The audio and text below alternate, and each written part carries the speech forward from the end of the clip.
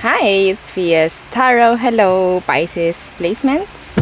Okay, so the person on your mind reading ngayong June.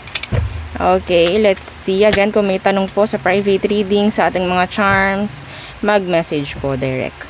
Okay, sa akin pong FB page. Huwag sa comment section. As always, na sinasabi ko. O di po ba? Oo. Oo, so tingnan natin, Pisces. The person on your mind. So, who is this? Who is this? The person on Pisces' mind. Oh, may dalawang nalaglag. The King of Cups in reverse and the Star in the reversed.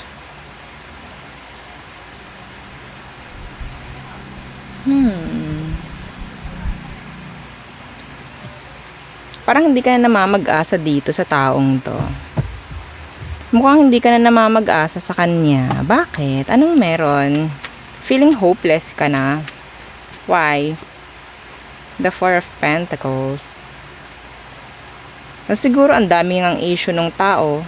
May chance na parang, may bisyo, may ganyan. Parang okay, let go ko na. Parang ganon. Oo, bahala ka na sa buhay mo. Wala na akong gagawin.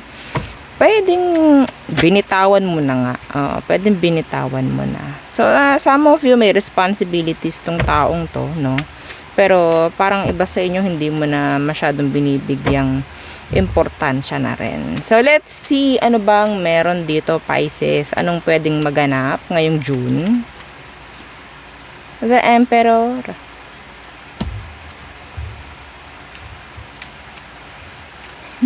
Emperor daw. Ay.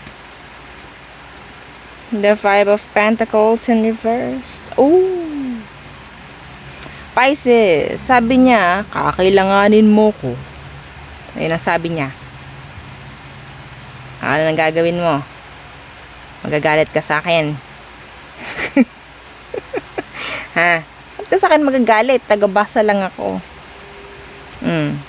Tas sa akin ka magagalit, kinalaman ko sa inyo. Sinabi ko lang kung anong sabi niya. Kakailanganin mo ko. Babalik ka. Gagawa ka ng paraan. Di-trigger ka niya ngayong June. Ngayong June. Di-trigger ka nitong taong to. Be ready. Be ready. Emosyon mo. Okay?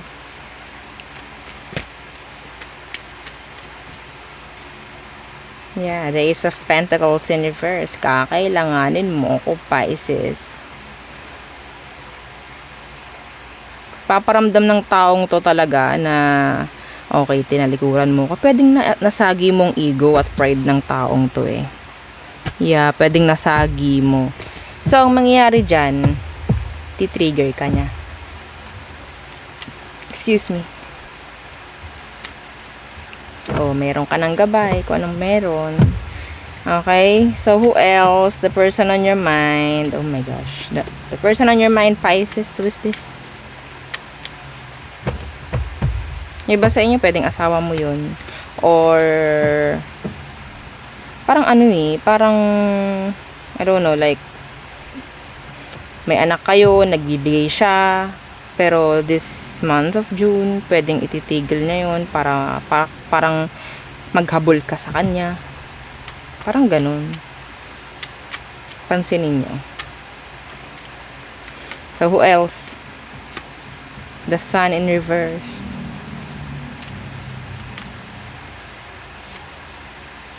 Five of Wands. Tagagawa ng problema, meron kayong issue nitong taong to pero hindi pa rin nafi-fix, pwedeng nilalayuan or tinatalikuran niya kung ano yung meron sa inyo, like the situation, kung ano man yung mga ganap, mga drama, mga problema, tinatalikuran niya, hindi siya mahagilap. Hindi mo na malaman kung saang lupalop ng mundo ito ngayon, nagtatago. Iba sa inyo, pwedeng mangungutang mo to na hindi mo na mahagilap. Kunin lang kung anong iyo. Kung wala, then better luck next read, no? So, anong meron, anong magiging, or anong pwede mong i-expect dito sa ganitong sitwasyon nyo? The Hermit in reverse, wala talaga. Why? The Ace of Wands, lumalayo. May pagtakas yung tao. May pagdadrop, sabihin natin may pagtalikod talaga. Yes. Umaayaw yung tao. Hindi ko alam bakit. Pwedeng hindi niya lang gusto or ayaw niya nga lang talaga dito sa connection or kung anong meron sa inyo. Pero I think lumalayo itong taong to. Wala siyang kagustuhan, wala siyang plano. Okay, iba dito, naghahabol dahil nagkaanak kayo. Wala kang mapapala ngayong June. Wala kang mapapala sa kanya ngayong June. Wala kang makikita, wala kang mahihita.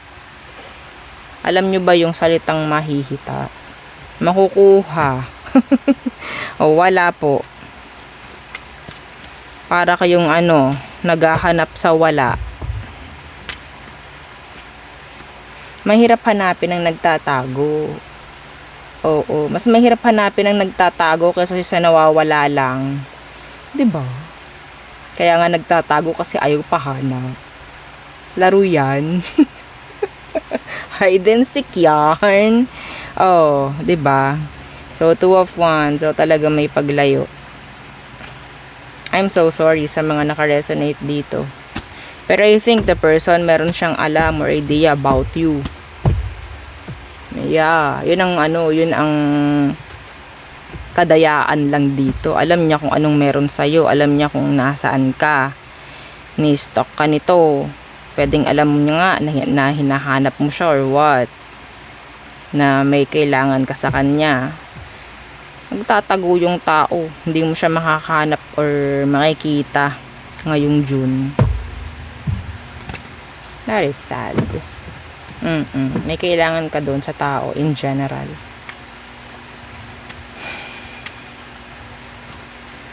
Like, hindi siya susuko. hindi siya susuko sa'yo. Ano pa? Pisces, the person on your mind. Anong situation ninyo? Anong meron ngayon? Anong meron dito sa tao? Sino to? The Three of Pentacles. Pwedeng kasama mo sa workplace. Kaklase mo. The Three of Pentacles. And the Ace of Wands. Meron kayong sabihin nating kunyari ang relasyon nitong taong to. Sex-based connection. Sex-based. Aroy, may justice dito. Huy. Baka mamaya a third party to. Walang label eh. Wala akong masabing label.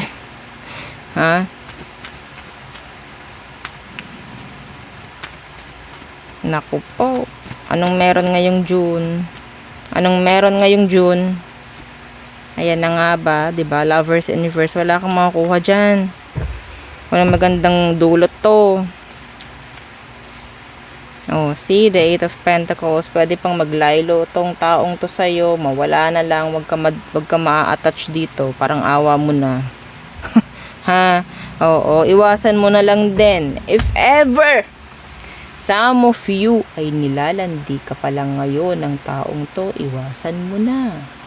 Baka mamaya, alam mo na, baka mamaya yakagin ka kasi nakikita niyang nakikipaglandian ka rin. Iwasan mo. Sa workplace, could be sa workplace or sa school or kahit saan na pinupuntahan mo, like everyday. Okay?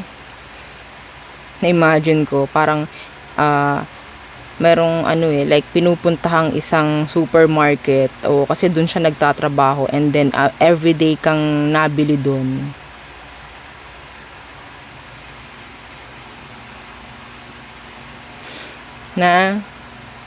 Oo, araw-araw bumibili ka ng isang tray ng itlog.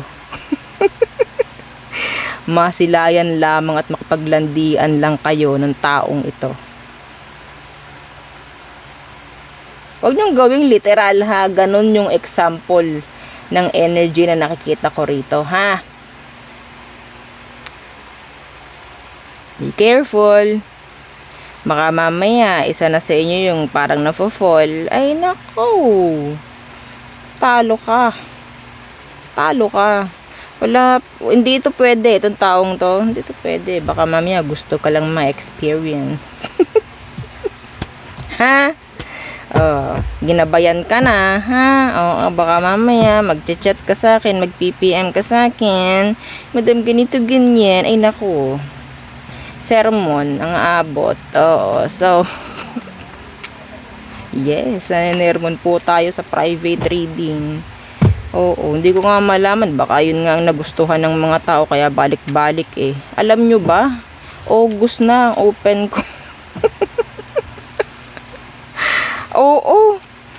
Puno ang June at July ko, no? Yes, kaya nga minsan tinatanong ko, willing to wait po ba? Kasi ganito na yung schedule ko. Ganito na yung open slot ko. Booking po tayo everyday. Ha, okay. So, all signs are through Pisces. So, Aries, they're avoiding you. Ayaw kang makita nitong taong to. Pwedeng nagtatago sa'yo. May mga tinatago actually. Taurus, they want messages, communications, whatsoever, like communicating, no? Gemini, they're not open. Some of you, you're in a connection, parang open relationship with a Gemini. Okay? So, Cancer, they want clarity.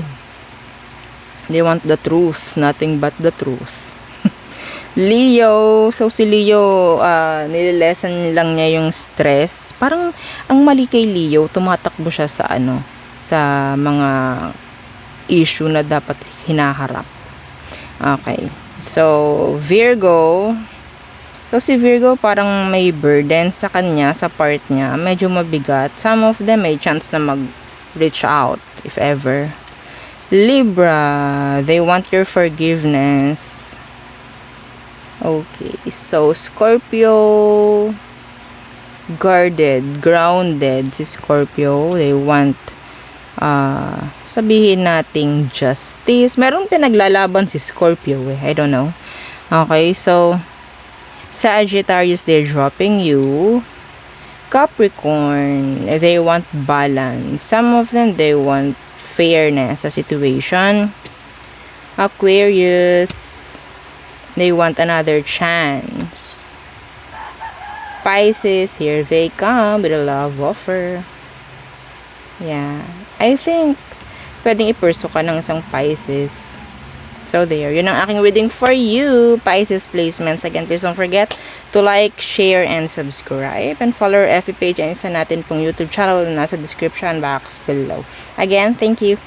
Goodbye.